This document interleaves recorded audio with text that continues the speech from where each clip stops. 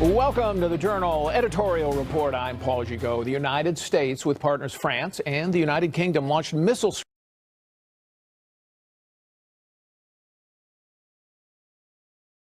this response until the Syrian regime stops its use of prohibited chemical agents. But Trump's own Secretary of Defense seemed to offer a different view. Right now, this is a one-time shot, and I believe that it sent a very strong message to dissuade him, to deter him from doing this again. Retired Navy Admiral Robert Natter served as commander of both the U.S. Atlantic Fleet and the 7th Fleet in Asia. He joins me now from Washington. Admiral, welcome. Thank you for being here. Thank you, Paul. On the terms that the Secretary of Defense set out, General Dunford set out militarily, was this strike a military success? Oh, I think so. Certainly it had limited objectives. Those objectives were hit and most likely totally destroyed. It does send a very clear signal to the Syrian leadership that the civilized world is not going to put up with this. Okay, but on that question of deterrent, and you heard both the president and the secretary use that word, deter, we did that a year ago. And here we had, in the interim, a very effective strike then. And since then, we've had the Syrians use chemical weapons many, many times. Why is this strike going to be more of a deterrent than that one? Well, this strike was about double the number of missiles, and I would say the targets were much better targets than the last strike. And it's already been stated by our leadership that if this happens again, then this will be accelerated and there will be other targets hit. I don't think there's any doubt that that's the case. And certainly with our allies involved, it's very believable. Okay, so these targets were better because these were the actual chemical sites as opposed to production and delivery sites as opposed to an air base the last time. Is that the point? That is the point, and I'm sure there are other targets that would be more strategic and would be much more painful for the Syrians. Okay, now the Russians, of course, condemned the attack, denied that Syria had been responsible for chemical attacks. But were you surprised that they laid back as they have? They didn't apparently take really active measures to try to stop the missiles or take any military response. Well, look, I'm convinced the Russians aren't excited about getting into a military engagement with the United States. That would be catastrophic for them. It would certainly be very painful for us. They have limited objectives in Syria, and they're not ready to go to total war with us over those limited objectives. I think that's obvious. So how effective, though, are the Russian missile defenses and radars in Syria? Because they've been delivering a lot more of those in the last couple of years. Is that something that militarily if we went in there in any force in a future attack, say, particularly with fighters, we'd have to disable those, I assume, or we could be in trouble? Well, again, it depends on if they attempt to engage our assets that are going in there. Certainly, we have the right of self-defense. The Russians know that. The Russians were advised in advance that, and coordinated the airspace for this. And so, again, a strategy here, a larger strategy by the administration going forward in Syria, and what our role there is going to be in the days ahead?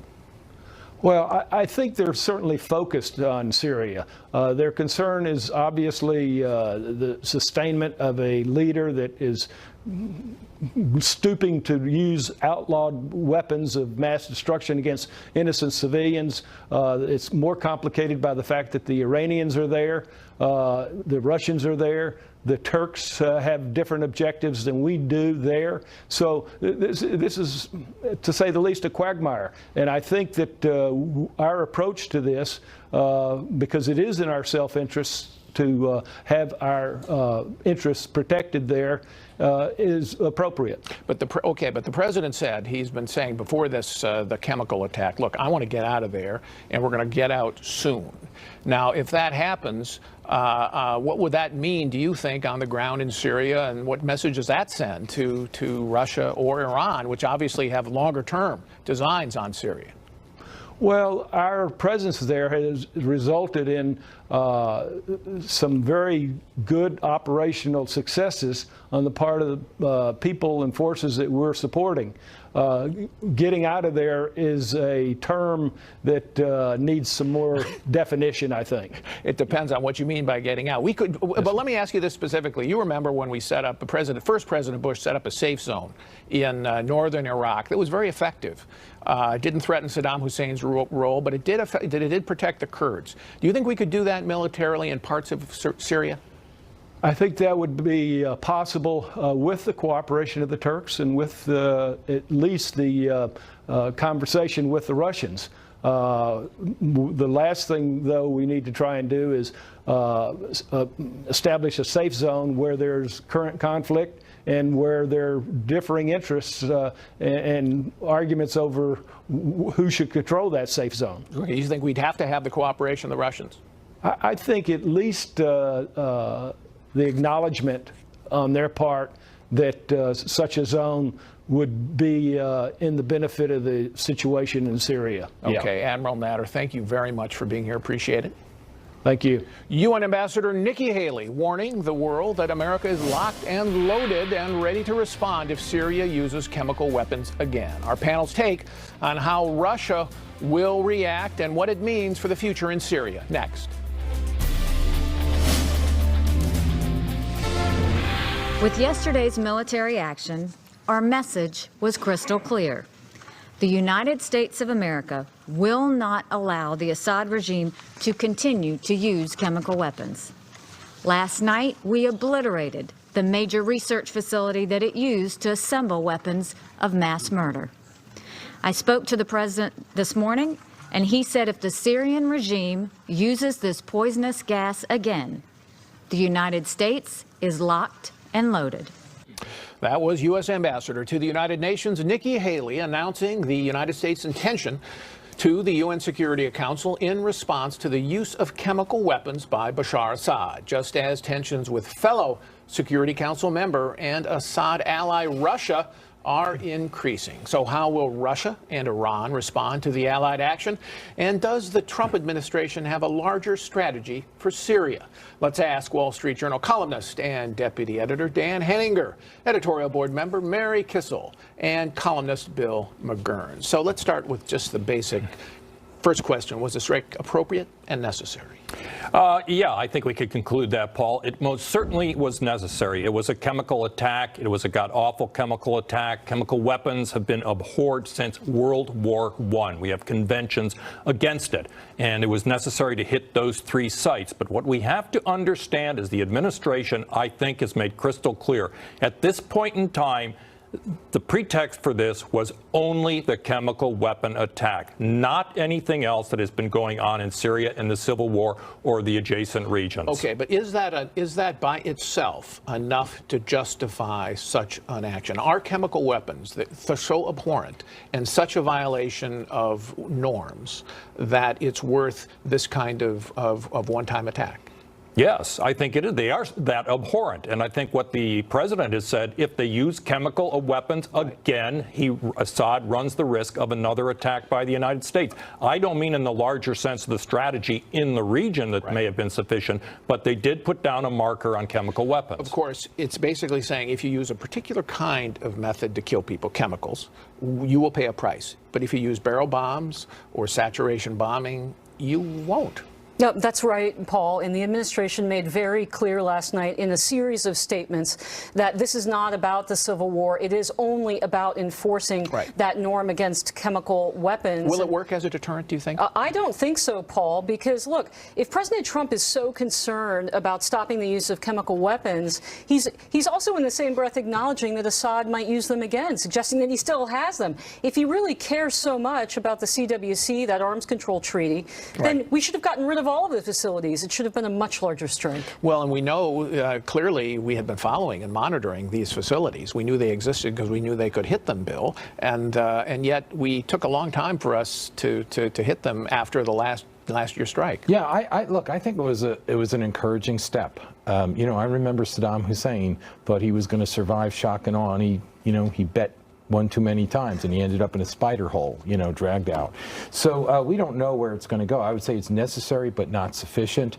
The two things about Russia that I think are necessary to note is, one, we keep saying, what's Russia's response going to be? That's what the world wants to know, right? Well, and they denounced the strike, and they said there will be, you will pay a price, but we don't know what that will be. But let's remember, Russia is there because it was a face-saving out for the Obama administration not to do anything. They were supposed to get rid of these weapons, right? And that's why they're there. And they did instead, they got a foothold. So I think that what the president ultimately has to do, we have to change the equation from worrying about what's Putin going to do to people, bad guys out there worrying, what's America going to do? Well, we have to establish leverage on the ground. If President Trump... On the ground. Whoa. On the ground, you mean troops? No, not necessarily troops, Paul. Okay. There are lots of other things that we can do. Okay. But look, if President Trump wants a negotiated settlement to Syria ultimately, they talked again last night about the Geneva process that the UN is running. That's the peace process and the trying to settle the civil war. Yes, that's correct.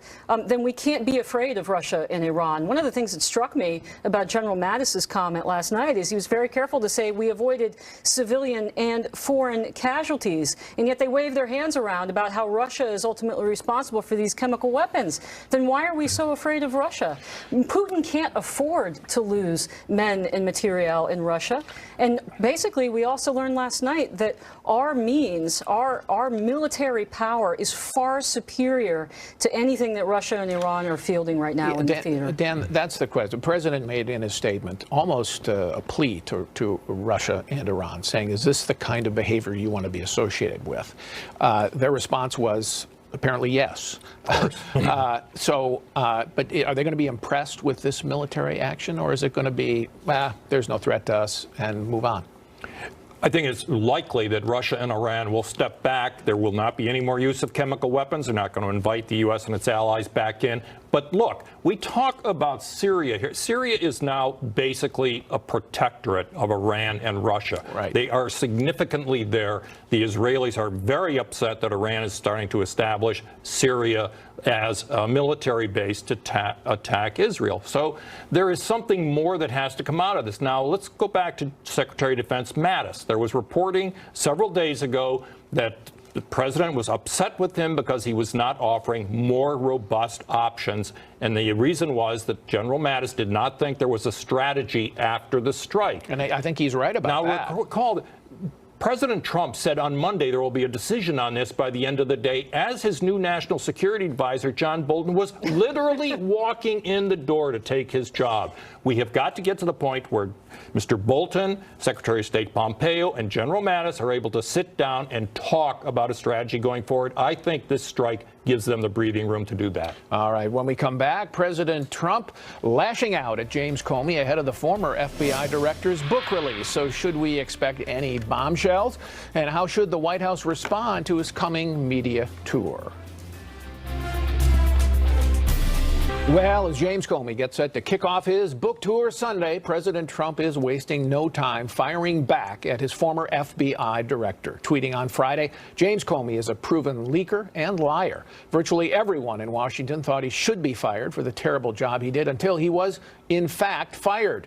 He leaked classified information for which he should be prosecuted. He lied to Congress under oath. He is a weak and untruthful slimeball who was, as time has proven, a terrible director of the FBI. His handling of the crooked Hillary Clinton case and the events surrounding it will go down as one of the worst botched jobs of history. It was my great honor to fire James Comey. We're back with Dan Henniger and Bill McGurn. So, Bill, first, anything new we learned here from the book about the Comey relationship with Trump? No, I think we're learning that Director Comey hated Donald Trump as much as Donald Trump seems to hate Director Comey. Let's take out the seams. Right.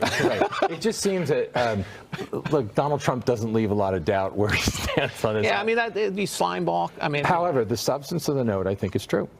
About lying to Congress. Do you think that there's evidence of that? When he's told Congress, I didn't make my decision on indicting Hillary until after we interviewed Hillary Clinton, and you see he had drafted a statement before. I mean, normal discourse, I don't like to call people liars, but normal discourse, you'd say there's a truth issue there. But is there anything in here we're learning that could assist the case, say, of Robert Mueller? the special I don't know, because I don't think Mr. Comey wants to take responsibility for that. I think he took responsibility for getting Mr. Mueller appointed, but I don't think he wants to say Donald Trump obstructed justice or did anything for the charges. It might actually undermine Mr. Mueller's case. Yeah, exactly. I mean, look, there is no smoking gun in this book. If there were, we would have read about it across the top of the New York Times and the Washington Post. All it is a personal complaint about Donald Trump. Nonetheless, James Comey is doing interviews on every media outlet in this country. And, you know, Trump is in a blood war with the mainstream media. We know that. And they are now setting up Mueller as his primary opponent for the moment. And the game is entirely political, Paul. It is to undermine the president, push down on his approval rating, using James Comey as the cat's paw. But there's really not much more there here. There are a lot of unflattering anecdotes in the book. I haven't finished it yet, but I read substantial portions of it. And it really, a lot of the behavior that he says about Trump, you would say that's not presidential. You know, they're self-involved and they're nasty. You just, it's not like using the word slimeball, for example. But there's nothing that really assists the legal case that we haven't already seen. And Comey himself even says that he can't conclude that firing Comey, and remember when he told Comey, Trump told Comey about Michael Flynn, please, you know, see what you can do. That's not the exact phrase, but something like that. He said, I can't conclude that that was obstruction. Yeah, I had two things. One is, I think we should say that, you know, a president using the word slimeball is not, you know, not what I would do as a former speechwriter and so forth. However, that said, Mr. Comey's behavior in leaking these memos to a professor that he knows, I think it's equally dishonorable. It's just done in a more who then leaked them to the press. It was done the way he did. It's very sneaky. And I think it speaks a lot to what he does. Look, as Dan said, I think the reason it's going to get a good reception is precisely because of these anecdotes. The left's hatred of Donald Trump, and some on the right, is that he's a vulgarian and so forth. And this is going to feed that. So he's useful to the anti-Trump narrative. However, there's a big asterisk here. A lot on the left do not forgive him for his intervention at the end of the campaign. And the Inspector General's report is going to come out soon, all on Hillary stuff, the Hillary investigations. And I think he might be having his moment now. You saw, I mean, Lanny Davis came out with something saying, you know, he should have been fired before. So they're never going to forgive him for that. And so it'll be interesting to see when the IG's report drops what the second reaction to this book is. He also uses the analogy to the mafia, says Trump wanted mafia loyalty, but don't they have to call it organized crime? It's not enough organized about Trump or this White House to do that. There's certainly not the rule of omerta, because everybody talks about everything all the time. Well, you know, Loretta Lynch seemed to exercise it pretty well when she ordered him to refer to. And there was a rule of omerta inside the FBI. Let us say the spectacle of a former FBI director writing a book like that, expressing these sorts of opinions about a president, former, you know, FBI director William Webster, Louis Freeh, they would have gone to their graves before doing something like this in public. All right, let's finish up with Dan with the Michael Cohen raid on Trump's office by the special counsels by the Southern District of New York at the request of the special counsel. What does that tell us about the probe? Well, I think it tells us that the probe, something must be going on here deeper than looking up files on these two porn actresses.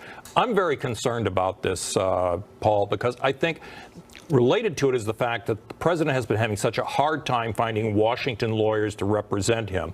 And listen, these are guys who will represent anybody. And so the president, I think, is becoming dangerously isolated as the probe gets tighter and tighter. He's only got 2 or 3 people working for him in Washington. His personal lawyer, Michael Cohen, is now off the table and talking to the prosecutor. I think the president is in a tough spot right now. It's a big new vulnerability, Bill, isn't it? It is.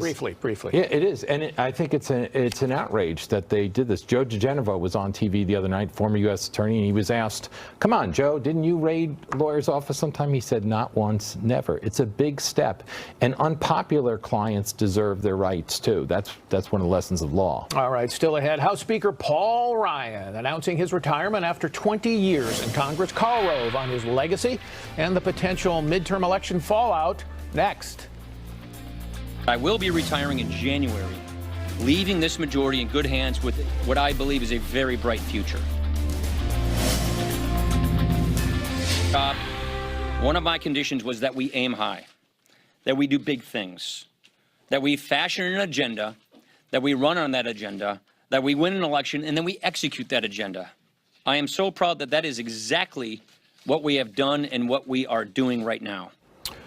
House Speaker Paul Ryan announced this week that he won't seek re-election in November and will leave Congress in January after 20 years. I spoke to Wall Street Journal columnist and former Bush advisor Karl Rove earlier about what Ryan's retirement means for the GOP. Karl Rove, welcome. Paul Ryan saying he's not going to run for re-election. You said it was this week that it was a blow to Republicans. Why? Well, first of all, because of his leadership. I mean, he came into a fractious caucus and was the one person with the moral authority to unite all the wings and all the disparate groups of the party and make them move raggedly together in the House. Second of all, he's a man of tremendous principle who has helped the Republican Party embrace pro-growth economic policies, whether it be tax reform or trade or regulatory relief. And what he did as the Budget Committee chairman to educate his fellow Republicans as to the necessity of entitlement reform and then helping them come to grips with how they could explain it to the American people was extraordinary leadership and will be sorely missed. Well, let's talk about that, because I think you have to say tax reform, big victory, enormous success. But on the budget stuff, they didn't get entitlement reform done. He got it through the House on Medicaid and got it through the House on Obamacare, but he couldn't get it through Congress. So that's a failure on the chalkboard. Well, but you know what? I wouldn't attribute the failure of the Senate to pass it to Paul Ryan's responsibility. He's the leader of the House. I'm sorry the Republicans in the Senate didn't take it up. We always knew that it was going to be difficult to get it done there. But they got it through the House, and that was his principal responsibility. And the pressure will be on in the years ahead. We're going to look back, in my opinion, 10 years from now and find that we have made reforms in entitlements in this country that spring from the work that Paul Ryan patiently did on the Budget Committee and the Ways and Means Committee and as Speaker.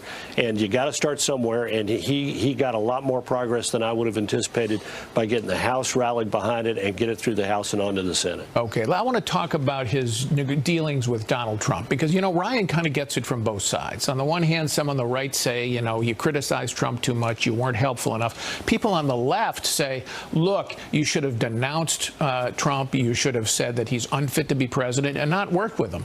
How do you think he handled Trump? Well, I think he handled him well, because he was the leader of the House Republicans. He was elected on the same ticket with Trump. He had a responsibility as a party leader to help the sitting president. But on the other hand, he was true to his principles. And I thought it was good for the country and good for the party and, frankly, good for President Trump to have Paul Ryan speaking his mind in a candid, thoughtful and respectful way when he did disagree with the president. For example, in the days after Charlottesville, I think the president terribly mishandled that issue, but I thought Paul Ryan helped set him in the right course, and we began to see some of the things that Paul was saying and the tone that he was adopting to be reflected in some of the comments from the White House. But look, there's always a tension between the responsibilities of a party leader in the Senate or the House leadership and the relationship they have with the president. And I think Paul, given a difficult situation, handled it well. There's a lot of commentary, particularly from the left, that Paul Ryan, the Paul Ryan party, political party, Republican Party, is now dead with his departure. It's now Donald Trump's party. So the growth wing, the Jack Kemp wing, the Reagan wing of the party, the inclusive wing is now dead. How do you respond to that? I think that's wishful thinking. I think that's the left saying what it wants to have happen, not what is really happening. Look, Paul set an example. He helped not only draw into politics a lot of new young people who are who share his aspirations for the kind of Republican Party that he wants, but also help persuade some of his colleagues of long standing that they had to help take these timeless principles of conservatism and apply them to the challenges the country faces in a confident and optimistic way.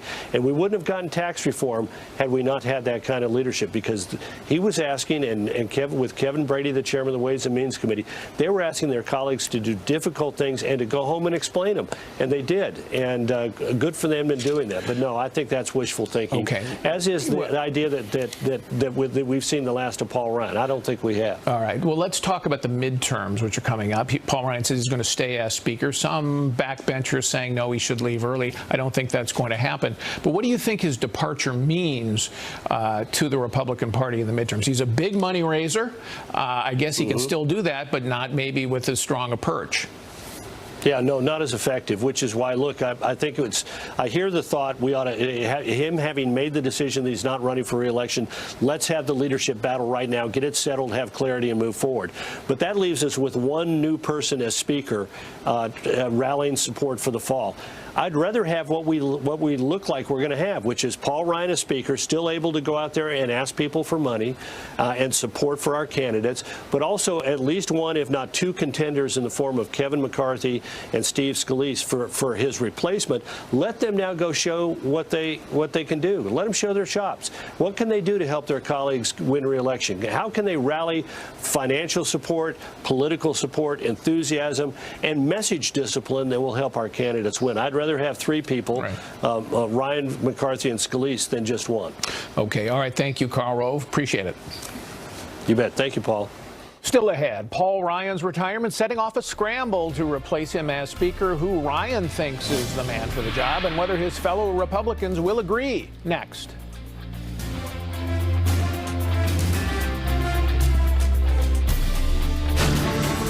I've seen it all. I've seen politics and government from the inside, and I can see what's wrong with it and what's broken and what needs to be changed. Wherever I smell hypocrisy, liberals, conservatives, Republicans, Democrats, I will go after them. We don't have time to dance around the issue. I like to get right to the point. I just come at the news with a different viewpoint. My job is getting to the bottom line of what is the American people's truth. What this conference has achieved, and I believe its future is bright. The economy is strong. We've given Americans greater confidence in their lives. And I have every confidence that I'll be handing this gavel on to the next Republican Speaker of the House next year. House Speaker Paul Ryan touting the accomplishments of the Republican conference during his tenure and voicing optimism that he'll hand the gavel to another Republican when he retires in January. We're back with Dan Henninger, Bill McGurn, and Wall Street Journal editorial page writer Kate Batchelder Odell. So, Kate, you've been following the Republican conference. What do you think Ryan's retirement means for their ability to govern? I'm not sure it's a positive sign. I mean, if you remember how we got into the Ryan speakership in the first place, it was because Kevin McCarthy, who would now like to be Speaker, dropped out because he was not able to command a majority. And the reason for that is because the House Freedom Caucus was peeling off 30 or 40 votes. I mean, we wrote at the time in an editorial called The Republican Crack-Up that the Freedom Caucus might be able to deny McCarthy or anybody a majority and give the Democrats more leverage, which ultimately is the story. So Ryan was the only one willing to take the job and was able to govern for the most part. I think, Bill, he leaves a big hole in the growth wing of the party. I mean, he's been the real spokesman for it. Tax reform wouldn't have happened without him. Yeah. And he delivered on the health care even if the Senate didn't. Look, I think he had the best qualification for a job in Washington. He didn't want it, right? He took it out of obligation. He did a good job. And look, people, one of the criticisms of Paul Ryan is he's become a Trumpian Republican.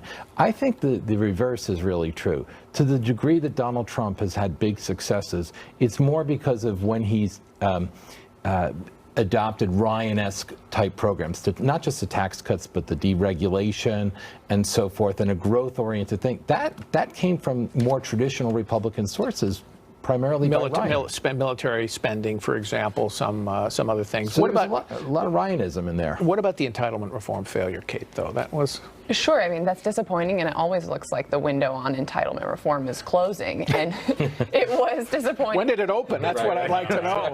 The failure on Medicaid, ultimately not Paul Ryan's fault, but still disappointing because that's supposed to be one of the more straightforward entitlements compared to Social Security and Medicare. And the House is going to consider some modest has changed to food stamps this year, that even those look remote, right? So it is. That might pass the House, but probably not the Senate. Right. Again. It's disappointing, but I agree with Carl that these ideas sometimes take a long time, and Paul Ryan has left a lot of a roadmap on how to do it if we can get somebody else. What about this critique that Ryan was not critical enough of Trump, should have really been a lot more screaming about the attack on norms and democracy and so on? I think that misreads his role as Speaker. He's trying to lead the Republican caucus. These are people who represent their own districts. It was already a fractious group when he took it over. And I think it's truer to say, as Congressman Peter King said a few days ago, they're going to miss Paul Ryan because he was the one who held them together. I mean, it's kind of bad news and good news here. The bad news is they could fall on each other with long knives and just carve up the Republican caucus. Oh, and I'm confident that many will try. The good news is we've already had the bad. That was last year when the Freedom Caucus and the rest of them started to do that. It's possible, Paul, that a lot of them have learned their lesson because they are staring down the barrel of House Speaker Nancy Pelosi. And the question is, A, do they want that, or how bad do they want it to be next year? Well, doesn't also, if you're elected as Speaker of the House and you just have a president, don't you have an obligation to actually try to accomplish something and for, that's for why, the country? look, I mean, I'm serious point. I mean, what are you going to do? Stand up and say, I refuse to work with this man because I don't like everything he says? He can't do that. That's what a lot of people will never forgive him for. Look, there's two parts of the conservative wing of the Republican Party that dislikes Ryan. Some people crazily think he's a rhino. You have to make compromises when you're Speaker. The other half will never forgive him for not torching Donald Trump. And I saw this at a meeting at the Republican convention when people were asking him, why don't you denounce Trump? And Trump was behind then. He said, look, the House is going to be the only check on President Nancy Pelosi. And I think he behaved very honorably, but a lot of people will never forgive him for that. Yeah, all right. So who is the favorite, Kate, in the run for Speaker? Right now it is Kevin McCarthy. He wants another shot at it, and he did step aside in 2015 instead of doubling down on what would have ultimately become a bloody fight.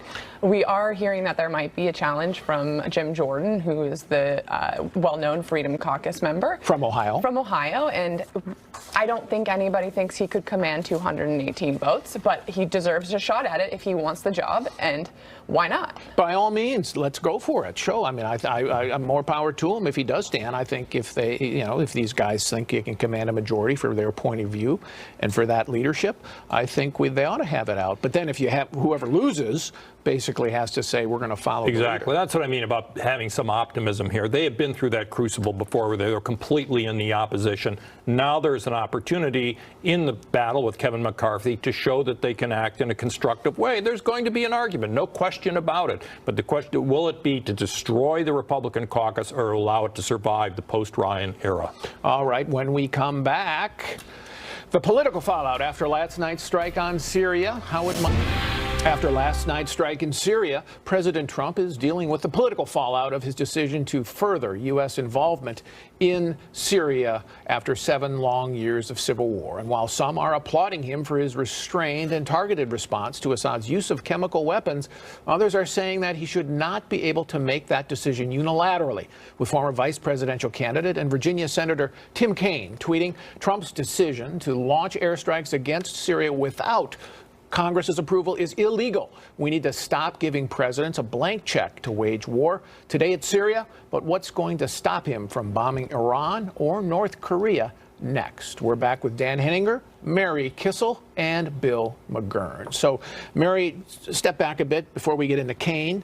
What's the general response been politically? Well, remember, it was a Democrat who wanted to enforce the red line in Syria first. That was President Obama. So I think generally speaking, on both sides of the aisle, there's an acceptance that this was the right thing to do and that President Trump's last strike wasn't enough of a deterrent and that this strike was proportionate to that. So I think broadly speaking, there's support. I think he'd have more support if it was part of a larger strategy about how to approach Syria in the context of the broader Middle East. And yet Chuck Schumer said, I support the response because of the use of chemical weapons. This is the Democratic leader in the Senate, but hey, don't get us involved in anything over there. I mean, so how much support would he really have by Democrats in particular if he did do the kind of strategy we're talking about? I think Democrats are always looking for a campaign issue. You've got the midterm elections coming up. Often it's not about the broader national security interest of the United States. It's more about about political power. Sorry if that sounds too cynical, Paul. What about the Republicans, Dan? Rand Paul, of course, agrees with Tim Kaine,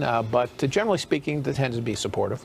Tend to be. In the Congress, I think it's been pretty full support other than Rand Paul. They're behind the president on this. The big question, though, is whether he has that kind of unified support out there in the Trump base. I mean, there are a lot of populists, and they do have the representatives in the media who think we should not be involved, that this violates Trump's America First dictum, and that we should pull the troops home, as he said he was going to do about a week ago.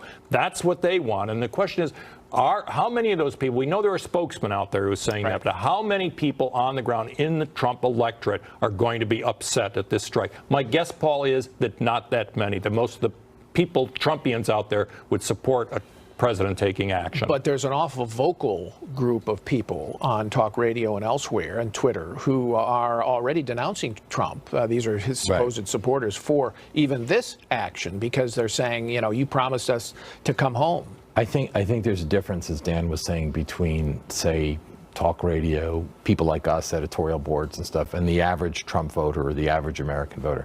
Most Americans like shows of strength, especially if it looks like it's going to work. It's when it doesn't look like it. Trump is caught. There's a reason that there is no larger rationale. He's caught. He campaigned against involvement in Bush-like long wars. Campaigned very strongly on that. So the people that criticize him for good, they have a case.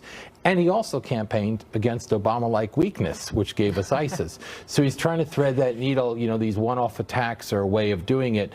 It's probably not going to be satisfactory, but I think so. I think the American people are going to be very much behind it. Well, then, and if you want to do that larger strategy we talked about earlier in the program of a safe zone of some kind, Mary, it's this kind of thing that you can do. You don't need to have an Iraq-like policy. I mean, this was done by the first President Bush with air power in Iraq, the northern part of Iraq. But it would take those kinds of air sorties, and it would be it's a strategy you'd have to sell to the American people. And I don't know the president really wants to do that. Well, President Trump has already sold an Iran strategy, recall last year, where he said he wanted to contain Iran's ambitions. Excellent point. Syria fits directly into that. Iran's ambitions. Correct. That wasn't mentioned last night. President Trump also defined the mission as defeating ISIS and al-Qaeda groups in Syria. Well, guess what? If Assad or son of Assad stays in Syria, you're going to have terrorism there, because the terror threat is in response to Assad. So some big issues for the national security. I don't remember a lot of Democrats saying, you know, President Obama, you must come to Congress for permission to do your bombing runs in Syria. And more than that, one of the false choices that President Obama gave us was that there was nothing we could do between a full-scale invasion of Syria and washing our hands. Look, there's a lot of ways to do a safe zone. You could have Arab armies enforce it and so forth. We support the air power, have some people training people. We don't have to have an Iraq kind of invasion. There's a lot of paths. Briefly, Dan, do you think Congress should get into this? No, not at all. Nancy Pelosi wants them to send the strategy up so they can approve it. 535 commanders in chief usually doesn't work. All right. Thank you all. We have to take one more break. When we come back, hits and misses of the week.